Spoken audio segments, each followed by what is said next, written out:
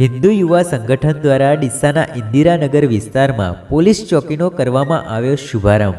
હિન્દુ યુવા સંગઠને ઘણા ગરીબ લોકોના મકાન બનાવ્યા, જરૂરિયાતમંદ પરિવારોને કરિયાણાની કીટો આપી, પીડિત લોકોને હોસ્પિટલમાં સારવાર કરાવી। કોરોના સમયકાળમાં હજારો લોકોમાં જમવાનું જતું અને હંમેશા હિન્દુ યુવા સંગઠન પ્રાણીઓ પ્રેમી રહી છે, ઘણી ગાયોના પણ જીવ બચાવ્યા છે।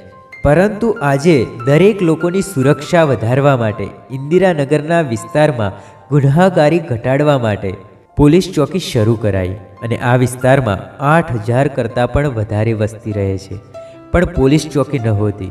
અમે 20 દિવસમાં પોલીસ ચોકી બનાવી ઇન્દિરાનગરના લોકોમાં સુરક્ષા વધારી અને આજે મુહૂર્ત કરવામાં આવ્યું। ડીસાના ઇન્દિરાનગર પોલીસ ચોકીનું આજે પોલીસ અધિક્ષક શ્રી અક્ષયરાજ મકવાણા સાહેબ અને ધારાસભ્ય શ્રી પ્રવીણભાઈ માળી સાહેબના હસ્તે મુહૂર્ત કરાયું। બનાસકાંઠા પોલીસ અધિક્ષક શ્રી અક્ષયરાજ મકવાણા સાહેબને જાણ હતી કે હિન્દુ યુવા સંગઠન સેવા સારી કરે છે, જેથી હિન્દુ યુવા સંગઠનના પ્રમુખ નીતિનભાઈ સોની અને દીપકભાઈ કછવાને ટ્રોફી આપી સન્માન કરાયું હતું।